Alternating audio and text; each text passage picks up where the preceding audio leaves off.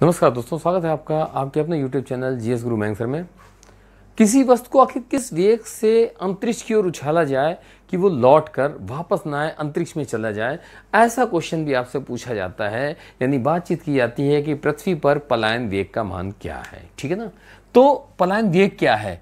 वो न्यूनतम वेग, ठीक है ना, वो न्यूनतम वेग जिससे किसी पिंड को अगर ऊपर की ओर उछाला जाए तो वो क्या है कि जो पृथ्वी का गुरुत्वीय क्षेत्र है उसको क्रॉस कर जाए और उसके बाद पहुंच जाए अंतरिक्ष में, दोबारा लौट के ना आए। तो वो क्या है आपका 11.2 किलोमीटर प्रति सेकेंड। ध्यान दीजिएगा। अब इसको निकालने के लिए फार्मूला है आपका क्या है? v बराबर √2g/r। जी तो आप समझ ही रहे हैं, ठीक है ना।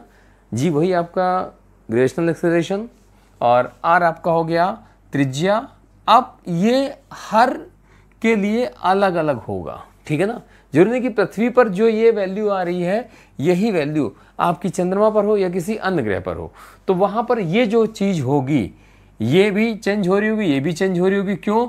ये हम आपको बता चुके हैं अपने दूसरे वीडियो में, जहां पर हमने जी की बात की थी कि आखिर ये जी परिवर्तित कैसे होता है। आप उस वीडियो को देखेंगे और क्लियर कर लेंगे अपने आप को। और आर का मतलब क्या है कि जो त्रिज्या है, ठीक है ना।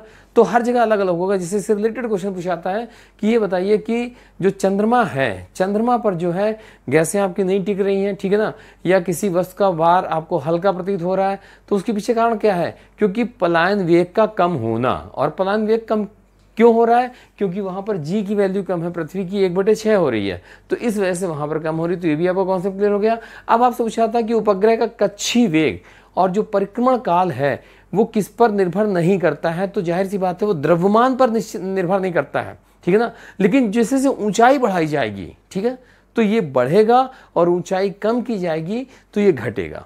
एक क्वेश्चन आपसे ये भी पूछा था, पृथ्वी के जो अति निकट उपग्रह है उसका कक्षीय वेग क्या होगा?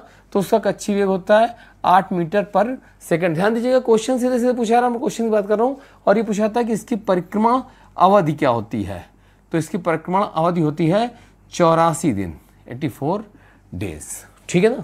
इसी से रिलेटेड हम आप बात कर रहे हैं कि जो अंतरिक्ष यात्री है वो अंतरिक्ष में भारहीनता का अनुभव करता है। ऐसा क्यों भारहीनता का अनुभव करता है? आपने इधर तो क्वेश्चन ये देख लिया है, पलायन वेग क्या है, और पलायन वेग हमने आपको बता दिया ये है। ये वेग हर जगह अलग अलग होगा। फार्मूला आपका ये क्लियर हो गया है।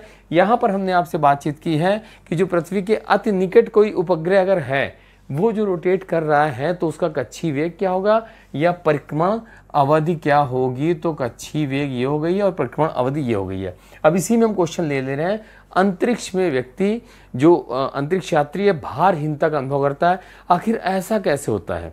ऐसा इसलिए होता है कि जो अंतरिक्ष यात्री का त्वरण है, ठीक है ना, और अंतरिक्ष यान का त्वरण है, ये दोनों ही त्वरण बराबर होते हैं। इसी वजह से जो अंतरिक्ष यात्री है वो अंतरिक्ष में भारहीनता का अनुभव करता है।